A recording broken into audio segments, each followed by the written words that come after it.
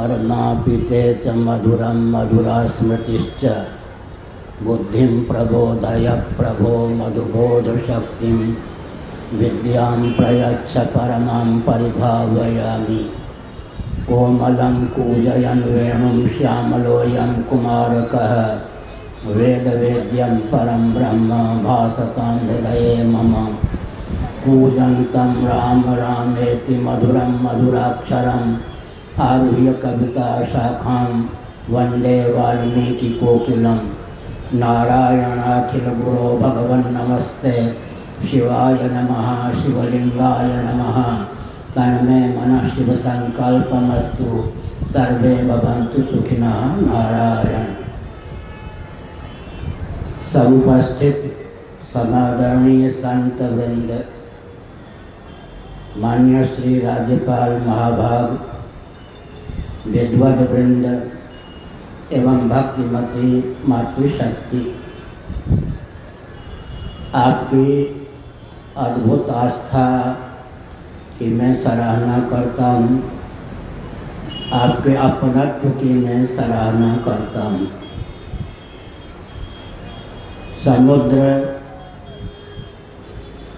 वर्षा का स्रोत वैज्ञानिक धरातल पर मान्य है। भगवान सूर्य अपनी दिव्य रश्मियों के द्वारा क्षार सिंधु के जल को आत्मसात करते हैं, उसे परम दिव्य शीतल मधुर बनाकर समय पर वर्षा देते हैं। श्री गंगा यमुना कृष्णा कावेरी क्षिप्रा नर्मदा सतद्रु महानदी आदि दिव्य जलधाराओं का विलय स्थान समुद्र ही है। क्षीर सिंधु और क्षार सिंधु में तादात्म्यपत्ति है। भगवान श्रीमन नारायण का समुद्र निवास स्थान है। लक्ष्मी जी की अभिव्यक्ति समुद्र के द्वारा ही मान्य है। मैं एक संकेत करना चाहता हूँ, हमारे देश की सीमा के संरक्षक के रूप में हम समुद्र को देखते हैं। सागर के पुत्रों के अद्भुत पराक्रम और वैभव की गाथा भी महोदधि का दर्शन करके हमें स्मरण हो, वो गाथा भी स्मृति पटल पर नाचने लगती है। आजकल के व्यक्ति तो सोचने में भी असमर्थ हैं। सागर के पुत्रों के अद्भुत पराक्रम पौरुष का प्रतीक यह सागर है, मानव निर्मित सागर है। आजकल के रॉकेट, कंप्यूटर, एटम मोबाइल के युग में भी इस तथ्य पर विश्वास करना कठिन है, लेकिन वस्तुस्थिति यही है। तो हम सागर को नमस्कार करते हैं। आधिदैविक धरातल पर एक विचित्र तथ्य है। जल जो का अर्थ होता है जन्म स्थान, उत्पत्ति स्थान, लौ का अर्थ होता है विलय स्थान। उपनिषदों ने भगवान को जल कहकर उपमित किया। भगवान जगत के उदय स्थान है, निलय स्थान है, विलय स्थान है। जल का अर्थ भगवत तत्व भी होता है। जल जहाँ जीवन है वहाँ जो का अर्थ होता है उदय स्थान, जो उत्पत्ति में हेतु हो। ल का अर्थ होता है लय स्थान। इसका अर्थ यह है हम हर प्रकार से समुद्र के प्रति कृतज्ञ हैं। मैं एक संकेत करना चाहता हूँ समय की सीमा में। ब्रिटेन से मेरा अनुरोध है, शंकराचार्य के पद से भारतवर्ष पर गुप्त या प्रकट जो शिकंजा ब्रिटेन के द्वारा कसा गया, इस पवित्र देश के लिए वह कलंक है। ब्रिटेन की दृष्टि में भी भारत पूर्ण स्वतंत्र राष्ट्र उद्घोषित ही होना चाहिए। किसी प्रकार का गुप्त या प्रकट ब्रिटेन का वर्चस्व संवैधानिक धरातल पर भारत को प्राप्त न हो, यह हम घोषणा करते हैं, हमें सर्वथा अमान्य है। संयुक्त राष्ट्र संघ भी ध्यान दे, पूरे विश्व के उत्कर्ष के लिए वेदादि शास्त्र सम्मत राजनीति को विश्व स्तर पर परिभाषित करने की आवश्यकता है, क्रियान्वित करने की आवश्यकता है। सावधान, सुसंस्कृत, सुशिक्षित, सुरक्षित, संपन्न, सेवापरायण, स्वस्थ और सर्वहितप्रद व्यक्ति तथा समाज की संरचना वेदादि शास्त्र सम्मत राजनीति की परिभाषा है। फिर से सुनिए, विश्व का कोई भी विवेकी इस परिभाषा को स्वीकार न करे ऐसा संभव नहीं है। वेदादि शास्त्रों के अनुसार राजनीति की परिभाषा क्या है? सुसंस्कृत, सुशिक्षित, सुरक्षित, संपन्न, सेवापरायण, स्वस्थ, सर्वहितप्रद व्यक्ति और समाज की संरचना। भारतवर्ष में जितने राजनीतिक दल हैं वे सावधान होकर देशभक्ति का परिचय देकर सत्ता लोलुपता दूरदर्शिता के चपेट से स्वयं को मुक्त करने का प्रयास करें। साथ ही साथ मैं संकेत करना चाहता हूँ, विश्व में 206 देश माने जाते हैं। कुछ महानुभाव समय समय पर लिखते हैं कि विश्व में 204 देश हैं, कुछ लिखते हैं 195 देश हैं। वस्तुतः विश्व में 206 देश हैं। 150 देशों में हिंदू निवास करते हैं। इस रॉकेट, कंप्यूटर, एटम, मोबाइल के युग में भी यह अत्यंत आवश्यक है कि हमारे जो वेदादि शास्त्र सम्मत सिद्धांत हैं वे न केवल दार्शनिक अपितु वैज्ञानिक और व्यावहारिक धरातल पर भी ज्यों के त्यों चरितार्थ हैं। हमारा जो सिद्धांत है उसे कोई लांछित नहीं कर सकता, चुनौती नहीं दे सकता। मैं संकेत करना चाहता हूँ, विज्ञान भी सनातन सिद्धांत का अनुगमन करता है। विज्ञान को भी स्वस्थ दिशा देने की क्षमता सनातन वेदादि शास्त्र सम्मत सिद्धांत में सन्निहित है। आज का विज्ञान कहाँ तक पहुँच चुका है आप जानते हैं, प्रबुद्ध नागरिक हैं। Matter can neither be created nor destroyed. किसी भी पदार्थ की आकस्मिक उत्पत्ति नहीं होती, किसी भी पदार्थ का आकस्मिक नाश नहीं होता। Matter is nothing but energy. Matter का मूल रूप है एनर्जी। लेकिन हम वेदादि शास्त्रों के आधार पर विज्ञान को भी दिशा देते हुए कहते हैं energy is nothing but soul, soul is the super source of energy.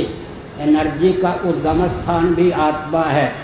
इसका अर्थ यह होता है कि विज्ञान को भी स्वस्थ दिशा देने की क्षमता सनातन सिद्धांत में सन्निहित है।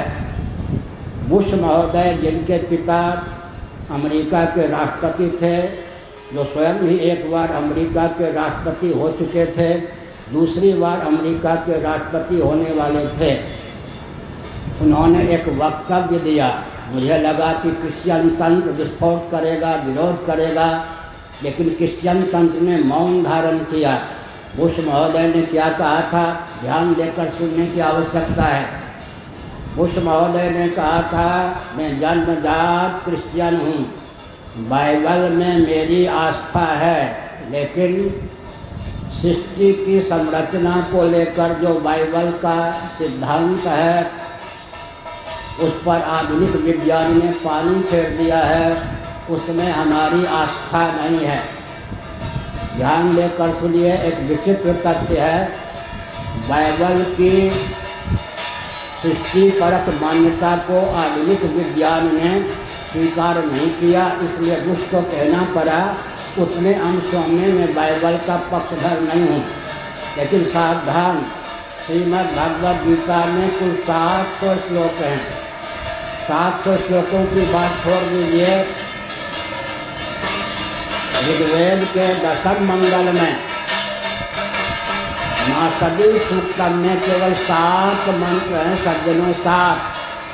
उन 7 मंत्रों के माध्यम से सृष्टि की संरचना का जो प्रकल्प प्रस्तुत किया गया है, कोई भी वैज्ञानिक उसे स्वीकार न करे, ऐसा संभव नहीं है।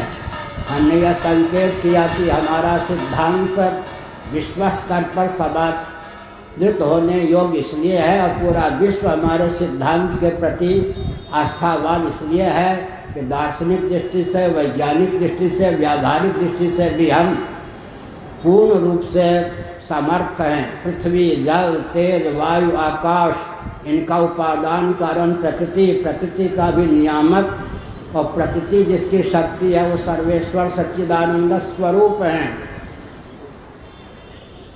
उनका जो सिद्धांत है, भगवान जिस सिद्धांत का अनुपालन करते हुए सृष्टि की संरचना करते हैं, सृष्टि का पालन करते हैं, सृष्टि का संहार करते हैं, प्रकृति उनकी शक्ति है। प्रकृति के कार्य पंचभूतों को जो अधिनियम मान्य है, जिस अधिनियम के आधार पर पृथ्वी, जल, तेज, वायु, आकाश अपनी सत्ता और उपयोगिता को सिद्ध करते हैं, वह है सज्जनों सनातन सिद्धांत। इसलिए इस रॉकेट, कंप्यूटर, एटम, मोबाइल के युग में भी हमारे किसी सिद्धांत को कोई चुनौती नहीं दे सकता। एक संकेत और करना चाहता हूँ। याज्ञवल्क्य स्मृति के अनुसार विद्या के मुख्य 14 प्रभेद हैं, शिव पुराण के अनुसार 18 प्रभेद हैं, शीतोपनिषद के अनुसार 24 प्रभेद हैं, शुक्र नीति के अनुसार विद्या के 32 प्रभेद हैं। 64 कला भी सनातन शास्त्रों में अंकित है। जितनी विद्याएं हैं, जितनी कलाएं हैं, सबका उद्गम स्थान ऋगादि वेदों को माना जाता है। इसका अर्थ है इस रॉकेट, कंप्यूटर, एटम, मोबाइल के युग में भी ऋग्वेदादि ने जो सिद्धांत प्रस्थापित किया, भगवान के निश्वासभूत वेदों का जो तात्पर्य है, उसे पूरा विश्व समझने के लिए उत्सुक है और बाध्य है। मैं भारत को संकेत करना चाहता हूँ। राजनीति की परिभाषा जो हमने दी, सुसंस्कृत, सुशिक्षित, सुरक्षित, संपन्न, सेवापरायण, स्वस्थ, सर्वहितप्रद व्यक्ति और समाज की संरचना, इसको विश्व स्तर पर ख्यापित कर भारत में उसे क्रियान्वित करने का प्रकल्प चले। व्यासपीठ, शासन तंत्र दोनों में सैद्धांतिक संवाद के लिए, सैद्धांतिक सामंजस्य के लिए परस्पर सद्भाव अपेक्षित है। ये जो मठ और मंदिर हैं, ये धार्मिक आध्यात्मिक दुर्ग या किले हैं। शिक्षा, रक्षा, संस्कृति, सेवा, धर्म और मोक्ष के संस्थान के रूप में हम सनातन धर्मियों के मठ मंदिर उद्भाषित किए जाएं। सेकुलर तंत्र, धर्मनिरपेक्ष तंत्र हमारे आध्यात्मिक धार्मिक संस्थानों पर नियंत्रण रखे उचित नहीं है। इससे हमारा विकास कुंठित होता है। इसलिए हमने संकेत किया, शिक्षा, रक्षा, संस्कृति, सेवा, धर्म और मोक्ष के संस्थान हमारे मठ मंदिर हों। साथ ही साथ शुचिता, स्वच्छता, सुंदरता, शील और स्नेह से संपन्न पूरा समाज हो।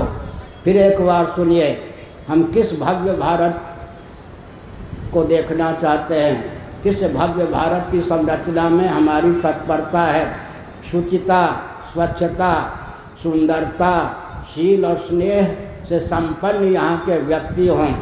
साथ ही साथ शिक्षा, रक्षा, संस्कृति, सेवा, धर्म और मोक्ष का संस्थान हमारा मठ बने, हमारे मंदिर हों।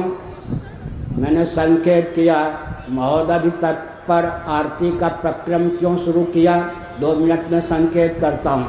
पूज्य गुरुदेव स्वामी करपात्री जी महाभाग के श्री चरणों के पास में काशी में बैठा था। संध्या की वेला थी। पूज्य गुरुदेव ने कहा, नरक का दर्शन करना है। मैं चौंक गया। उन्होंने कहा कि सूर्यास्त के बाद गंगा के तट पर काशी में घूम लो, सुरा सुंदरी अश्लील मनोरंजन का दर्शन हो जाएगा।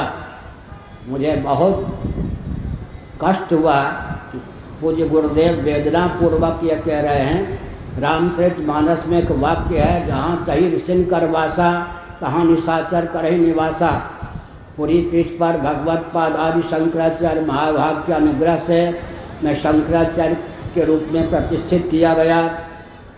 थोड़ी सी समर्थता मठ को प्राप्त हुई तो हमने समुद्र का दैनिक कार्यक्रम आरती का प्रारंभ किया।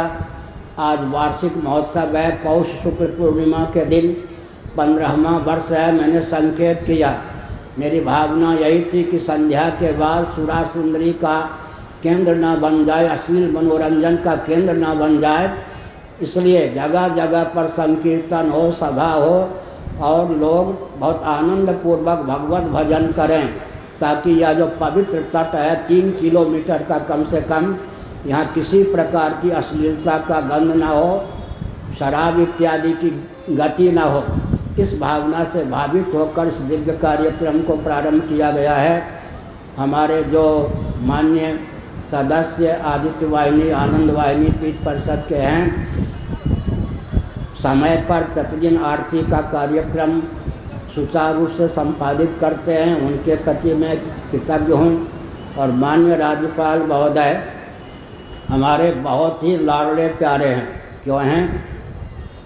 कई राज्यपालों का मैंने दर्शन किया है, 60 वर्ष हो गए मुझे इस भेष में, लेकिन इतने टीम टाम होता है राज्यपालों का, इतनी सुरक्षा की व्यवस्था, ये सब हमने देखा। एक सादा जीवन, उच्च विचार, शील और स्नेह से संपन्न जीवन, भगवान के प्रति समर्पित आस्थानित जीवन, कोई टीम टाम नहीं, दिखावा नहीं, वैदुष्य और सादगी और दम्भ से रहित जीवन को देखकर मैं बहुत प्रमुदित हूँ, आह्लादित हूँ। आप जैसे मनीषी स्वस्थ रहें, अधिक से अधिक समय तक इस मर्त्य लोक को पवित्र करते रहें। स्वच्छ राजनीति के लिए आप आदर्श सत्पुरुष के रूप में ख्यापित हैं और ख्यापित हो। मेरी इस भावना का सम्मान होना ही चाहिए। आप जैसे महान भाव अगर भारत में स्वच्छ राजनीति के पुरोधा के रूप में मार्गदर्शन देते रहेंगे तो राजनीति भारत में उज्जवल होगी, पूरे विश्व के लिए अनुकरणीय होगी। श्री राम जय राम, जय जय राम, हर हर महादेव। जय हो। अधर्म का प्राणियों में विश्व का, गौ माता की गो हत्या, भारत हर हर। उड़ीसा के शासन तंत्र को मैं इसलिए स्नेहपूर्वक याद कर रहा हूँ। 5 वर्षों तक अंतर्गर्भित शीत युद्ध के पश्चात यहाँ की सरकार ने असेंबली के माध्यम से उद्घोषित किया, जो कि पूरे भारत के लिए प्रथम आदर्श है। पूर्वामनाय ऋग्वेद से संबद्ध गोवर्धन मठ पुरी पीठ जैसे अंग्रेजों के शासनकाल में स्वतंत्र स्टेट के रूप में ख्यापित थी। आपको सुनकर प्रसन्नता होगी कि यहाँ की सरकार ने इस पुरी पीठ को स्वतंत्र स्टेट की मान्यता दी है। आज पूरे भारत में केवल गोवर्धन मठ पुरी पीठ है, तो सरकारी तंत्र के द्वारा नियंत्रित नहीं है और हम विवेक पूर्वक इस पीठ का सनातन परंपरा के अनुसार संचालन करने में पूर्ण स्वतंत्र हैं।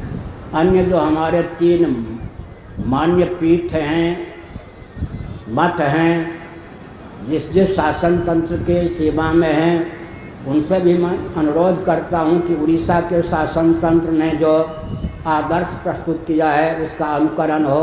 नारायण, हर हर महादेव। तीर्थराज महोदधि विद्यमान अटंती। नद नदी और सागर आरतीर परंपरा अत्यंत प्राचीन अटे। श्री जगन्नाथ पुरीर महोदधि तटरे पुरी पीठाधीश श्रीमद जगद्गुरु शंकराचार्य स्वामी निश्चलानंद सरस्वती महाराज करकमल सागर बंदन कार्यक्रम आरंभ हुई।